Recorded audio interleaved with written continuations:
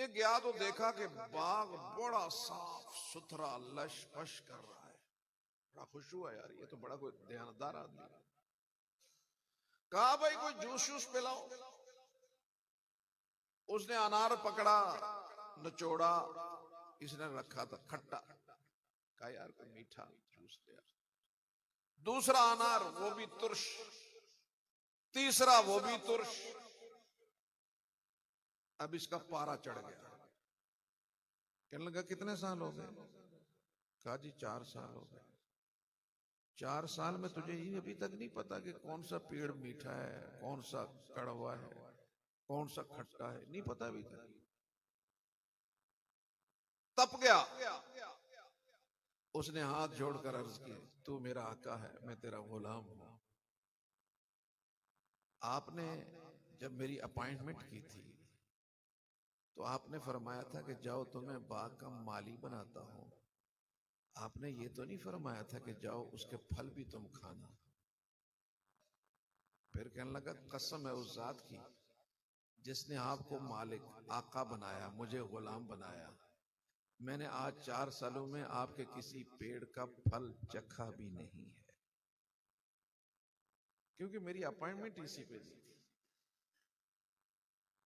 अब ये था तकवा, ये था किरदार। वो जिसे गुलाम समझता था अपने आप को बड़ा समय उसके सामने बैठ गया। पता चला कि बंदा ताकत के सामने बहुत कम बैठता है, किरदार के सामने झुक जाता है। हाँ, किरदार बंदे को झुका देता है। बैठ गया, पसीना पसीना हो गया। कहने लगा ये इतना बड़ा आदमी मेरा गुलाम है, जिसके दिल में अल्लाह का इतना डर और इतना खौफ है। कहा बेटा मैं तुझे अभी इसी लम्हे आजाद करता हूं। और मेरी ख्वाहिश थी, मेरी अकलौती बेटी है, मेरी ख्वाहिश थी कि कोई दीनदार आदमी जिसके दिल में अल्लाह का डर और खौफ हो उसको मैं दूं। तो तुझसे ज्यादा रूए जमीन पर शायद इस वक्त कोई और अल्लाह का खौफ रखने वाला नौजवान ना हो। मैं अपनी बेटी तेरे निकाह में देता हूं। इसे आंसू भी हैं, मुतबस्सम होकर कहता है सदक़ल्लाहुल अज़ीम, सदक़ता या रब्बल आलमीन। मेरे अल्लाह आपने सच फरमाया, मन यत्तक़िल्लाह यजअल लहू मखरजा। जो तुझसे डरकर जिंदगी गुजारता है, मसाइब से निकलने का रास्ता पैदा कर देता है। मेरे अल्लाह मैंने तुझे सामने रखकर जिंदगी गुजारी, तूने आज मेरी गुलामी को आजादी से बदल दिया। वयर्ज़ुक़हु मिन हैसु ला यहतसिब, और तेरा हुक्म है, तेरा फरमान है कि मैं रोजी वहां से दूंगा जहां तेरे वहमो गमा में भी नहीं होगा। मेरे अल्लाह मैं कल तक इसी बाग में गुलाम की हैसियत से खिदमत कर रहा था, मेरे वहमो गमा में भी नहीं था कि मैं इस बाग का मालिक बन जाऊंगा। मेरे रब्बा इस तकवे ने मुझे इसका मालिक भी बना दिया। मेरे काबिल एहतराम दोस्तों, गुजारिश कर रहा था कि फिक्र आखिरत के लिए हमें सबसे पहले अल्लाह का डर अपने दिलों में पैदा करें। अपने दिलों में अल्लाह का डर पैदा करना होगा, और जब अल्लाह का डर दिलों में उतरता है तो फिर कैफियत क्या बनती है कि फना कैसी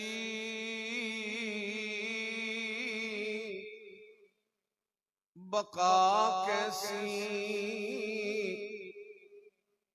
जो उनके आशना ठहरे। फना कैसी बका कैसी, जो उनके आशना ठहरे। कभी इस घर में आ ठहरे, कभी उस घर में जा ठहरे। फिर मौत से डर नहीं लगता। इमाम बुखारी ने अपनी किताब में वाकया दर्ज किया। एक बाप अपने बच्चों से कहता है, मैं कैसा बाप था, कहा बहुत करीम, बहुत मेहरबान बाप।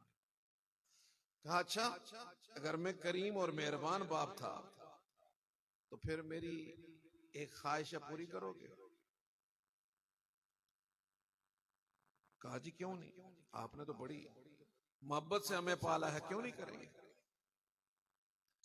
कहा जब मैं मर जाऊं ना, लकड़ियां जमा करना और मेरी लाश को जला देना, और फिर उसकी जो राख है, जब खूब समंदर मौजन हो, हवाएं तेज आ रही हो, उस राख को वहां उड़ा देना। उन्होंने कहा अब्बा हम कैसे करेंगे, तू बड़ा करीम बाप।